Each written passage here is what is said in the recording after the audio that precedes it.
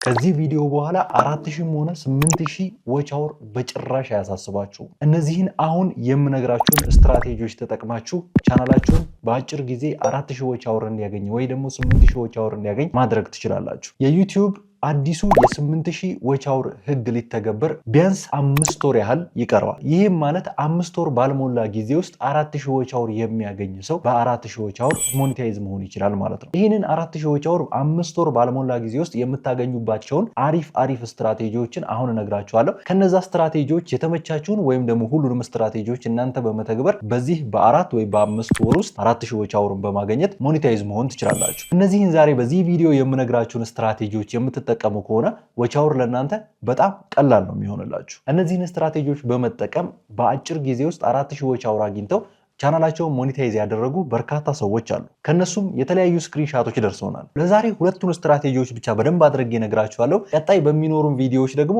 የቀሩትን ስትራቴጂዎች ይዘመተን ወደ እናንተ እናደርሳለን። ከእናንተ የሚጠበቀው ይሄንን ቻናል ሰብስክራይብ አድርጋችሁ አብራችሁን መቆየት ብቻ ነው። ወደ ስትራቴጂዎቹ እንሂድ። የመጀመሪያው ስትራቴጂ ፕሌሊስት እና ኢንድ ስክሪን መጠቀም። ይሄ በጣም ቀላሉ ሰዎች ደግሞ እንደ ቀልድ የሚያልፉት ነገር ነው። ፕሌሊስት እና ኢንድ ስክሪን ማለት ሰዎች ቻናላችን ላይ እንዲቆዩ የምናደርግበት አንዱና ዋነኛው መንገድ ነው። ሰዎች አንዱን ቪዲዮአችንን ሲጨርሱ ዘግተው እንዲወጡ ሳይሆን እኛው ቻናል ላይ እዛው ላይ በመቆየት ዎች አወር እንዲያመጡልን ማድረግ እንችላለን። ይህን የምናደርግበት ሁለት መንገድ ነው፣ ፕሌሊስት እና ኢንድ ስክሪን ማለት ነው። ፕሌሊስት ማለት የምንለቃቸውን ቪዲዮዎች በአንድ ግሩፕ ውስጥ የምናስቀምጥበት ሲስተም ነው። ያም ሲስተም ብዙ ሰዎች እዛ ግሩፕ ውስጥ ገብተው ሁሉንም የኛን ቪዲዮ እንዲያዩልን ያደርጋል። ስለዚህ እነዚህ ሰዎች ወይም ደግሞ እነዚህ ኦዲየንሶች ከኛ ቻናል ውስጥ ሳይወጡ ብዙ ቪዲዮዎችን እንዲያዩና ኮንሱም እንዲያደርጉ ያደርገናል። ብዙ ቪዲዮዎችን ኮንሱም አደረጉልን ማለት ደግሞ ብዙ ዎች አወር አገኘን ማለት ነው። አንዱ ቪዲዮ አይተው ደግሞ ወደ ሌላ ቪዲዮ እንዲሻገሩ የሚያደርጋቸው ደግሞ ኢንድ ስክሪን ነው። ምክንያቱም ኢንድ ስክሪን ላይ ያስቀመጥነው ቪዲዮ በጣም የሚስባቸው ከሆነና የኛን ቪዲዮ እስከ መጨረሻ ድረስ ካዩ እዛ ኢንድ ስክሪን ላይ ሲደርሱ ደግሞ ያንን ኢንድ ስክሪን ክሊክ አድርገው እዛው ቻናላችን ላይ እንዲቆዩ ያደርጋቸዋል ማለት ነው። ስለዚህ ፕሌሊስትን አድ የምናደርግ ሰዎች በስልካችን ቪዲዮ የምንጭን ከሆነ ቪዲዮአችንን መጫን ያለብን በክሮም ብራውዘር ነው።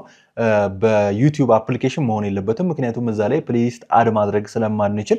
ስለዚህ ምንድነው የምናደርገው? ክሮም ብራውዘር ላይ እንገባና ክሮም ብራውዘር ላይ ከገባን በኋላ youtube.com ብለን ሰርች እናደርጋለን። youtube.com ብለን ስንገባ በዚህ መልኩ ይከፍትልናል ማለት ነው። ከዚህ እዚች ጋር ያለችዋን ከላይ ያለችዋን 3 ነጥብ እንነካና እዚች ጋር ዴስክቶፕ ሳይት የምትላለች እሷን እናበራታለን። እሷን ስናበራት ስልካችን ሙሉ ለሙሉ እንደ ዴስክቶፕ ሆነ ማለት ነው። ስለዚህ ይሄው ስልካችን እንደ ዴስክቶፕ ሆኗል። ስለዚህ ምን እናደርጋለን?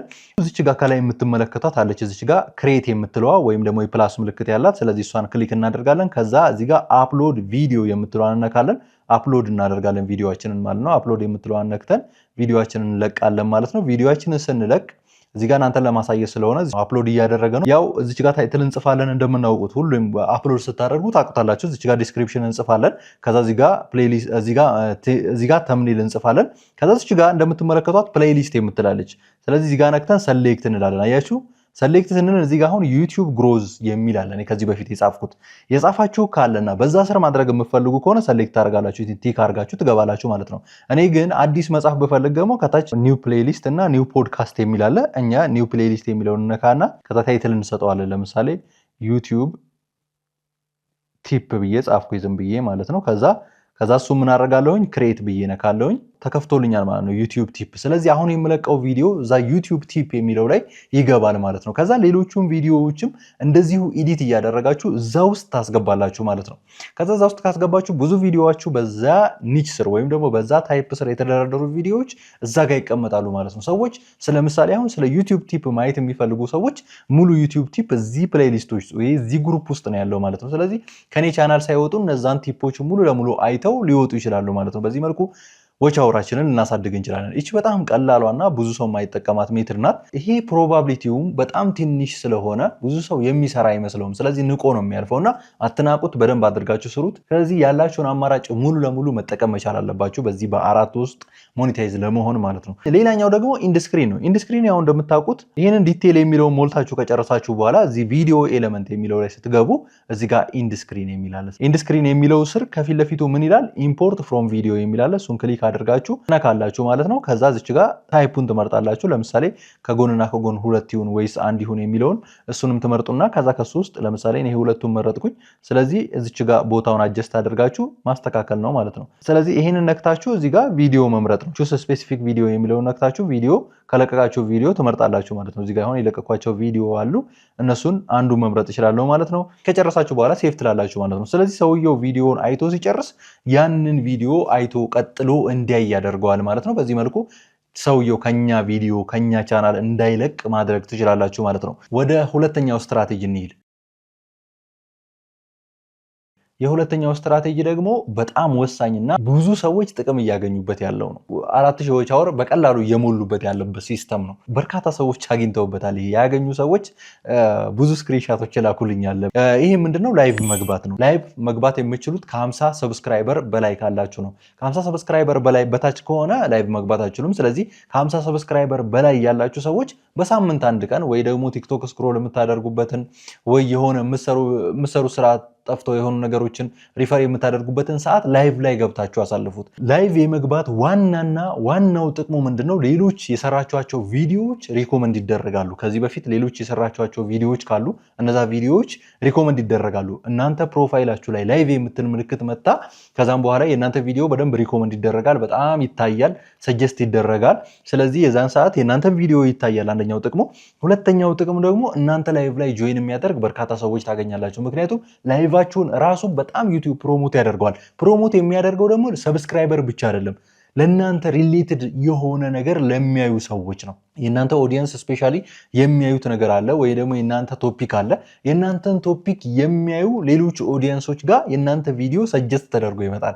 ስለዚህ የእናንተ ቪዲዮ ተምኔሉን ሲያዩ ወይ ደግሞ ላይቭ ላይ መሆናችሁን ሲያዩ ሰዎች ይገባሉ ማለት ነው። በዚህ መልኩ በቀላሉ ልትሞሉት ትችላላችሁ። ሌላኛው ጥቅሙ ደግሞ ምንድነው? ላይቭ መግባት ጓደኞቻችሁን ነግራችሁ፣ ለምሳሌ አንድ ሰው ከ10 በላይ ጓደኛ ካለው የተለያየ አካባቢ የሚኖሩ ሰዎች ዛሬ ይህን ሰዓት ላይ ላይቭ እገባለሁና በቃ ሰፊ ሰዓት አብራችሁ እንድትቆዩ እንድታወሩ እነሱ የራሳቸውን ኮሜንት ይጽፋሉ ሰዎቹ። እናንተ ደግሞ ውስጥ ላይ የምታወሩት ነገር ካለ ታወራላችሁ ማለት ነው። በዛ መልኩ ላይቭ ላይ መቆየት ትችላላችሁ። እነሱን ማስተማርም ትችላላችሁ። ለምሳሌ እናንተ ትምህርት የሚያገኙ ሰዎች ካሉ በነፃ ትምህርቱን መስጠት በላይቭ ማለት ነው። አሁን ብዙ ዩቲዩበሮች የሚያደርጉት ነገር አለ። የሚገርም ቡትካምፕ በዩቲዩብ ላይቭ ራሱ ያዘጋጃሉ አይደል? ሰፊ ሰዓት በቃ 3 ሰዓት ምናምን ያወራሉ እና ላይቭ ላይ በጣም ትልቅ ጥቅም ስላለው ነው። ያ በርካታ ጥቅሞች አሉት ላይቭ ላይ። እነሱ እንግዲህ ሞኔታይዝ ሆነዋል እነዛ ሰዎች ምናምን፣ ግን ላይቭ ላይ ብዙ ጥቅሞች አሉት። ስለዚህ ሞኔታይዝ ለመሆንም ትልቅ ጥቅም አለው ላይቭ ላይ መቀመጥ ማለት ነው። እንግዲህ ዩቲዩብ ደግሞ ቨርቲካል ላይቭ ማምጥቷል፣ እንደ ቲክቶክ ማለት ነው። ቨርቲካል የሆነ ላይቭ መግባት ትችላላችሁ። እንደዚሁም ሆሪዞንታል ላይቭ መግባት ትችላላችሁ። ኦሪንቴሽኑን መምረጥ ትችላላችሁ። በጣም ቀላል ነው። ሌላኛው ላይቭ ላይ ሰዎች ብዙ እንዲቆይላቸው የምታደርጉበት ዋነኛው መንገድ ደግሞ ቫሊዩም አድ ማድረግ ነው ለሰዎቹ። ሰዎች እናንተ ላይቭ ላይ ሲገቡ ምንድነው የሚያገኙት ጥቅም? የሆኑ ጥቅሞችን አድ ማድረግ ነው። ጊቫዌይ ሊሆን ይችላል ወይ ደግሞ የሆነ የምትሰጧቸው እውቀት ሊሆን ይችላል፣ የምታሳዩት የሚያምር ነገር ሊሆን ይችላል። በዚህ መልኩ ሰዎች ከእናንተ ጋር እንዲቆዩ ወይም ደግሞ ከእናንተ ጋር ላይቭ ጋር 3 ሰዓት 2 ሰዓት አብረዋችሁ እንዲቆዩ ማድረግ ነው። እዚህ ጋር ካልኩሌት እንድታደርጉልኝ የምፈልገው አንድ ሰው 1 ሰዓት ላይቭ ላይ ቢቆይ፣ አንድ ዩቲዩበር 1 ሰዓት ላይቭ ላይ ቢቆይ 10 ሰው ያንን 1 ሰዓት ሙሉ ቢያይለት፣ ከዛ በላይ ያያል። በእርግጥ 1 ሰዓት ነው ላይቭ ላይ የተቀመጠው፣ 10 ሲባዛ በ1 10 ዎች አውር አስመዘገበ ማለት ነው። ስለዚህ 2 ሰዓት ቆይቶ 3 ሰዓት ቆይቶ እንደዚሁም 50 100 ሰው ቢያይለት፣ አሁን 100 ሰው ቢያይለት 100 ሲባዛ በ1 ደቂቃ 100 ዎች አውር ያስመዘግባል ማለት ነው። ስለዚህ በዚህ መልኩ ቪዲዮ ደግሞ እዛው ዩቲዩብ ላይ ስለሚቀመጥ ሰፊ ሰዓት ሰዎች እያዩለት በዛ ቪዲዮ ብዙ ዎች አውሮችን ሊያገኝ ይችላል ማለት ነው። እንደ ቀልድ አትዩት። በርካታ ሰዎች በላይቭ የተነሳ ዎች አውር ሞልተዋል ማለት ነው። የመጀመሪያው ስትራቴጂ ደግሞ ከእናንተ የሚጠበቅ ነገር የለውም። ቪዲዮአችሁን ዛሬውኑ ገብታችሁ ሪሌትድ የሆኑ ቪዲዮዎችን ኢንዱስትሪ ላይ አድ ማድረግና ሪሌትድ የሆኑ ቪዲዮዎችን ደግሞ በአንድ ግሩፕ ወይም ደግሞ በአንድ ፕሌሊስት ማስቀመጥ ማለት ነው። ይሄ አሁን የምትሰሩት ስራ ነው። ላይቭን ግን በሳምንት 1 ቀን በሳምንት 2 ቀን እየገባችሁ በዚህ በ4 በ3 ወር ውስጥ 4000 ዎች አውር መሙላት አለባችሁ። ከዚህ በፊት የሰራሁላችሁ ቪዲዮ አለ ስለ 4000 ዎች አውር እንዴት አድርጋችሁ ማግኘት እንደምትችሉ የሰራው ቪዲዮ አለ። በምን መልኩ ነው ላይቭ የምንገባው የሚለውን ደግሞ እዛ ላይ በደንብ አድርጌ አብራርቼላችኋለሁ። ያንን ቪዲዮ እዚህ ጋር አስቀምጥላችኋለሁ፣ ገብታችሁ ማየት ትችላላችሁ። የዛሬው ቪዲዮአችን ይህንን ይመስላል። ቀጣይ በሌላ ቪዲዮ እንመጣለን። እስከዚያው ድረስ ሰላም።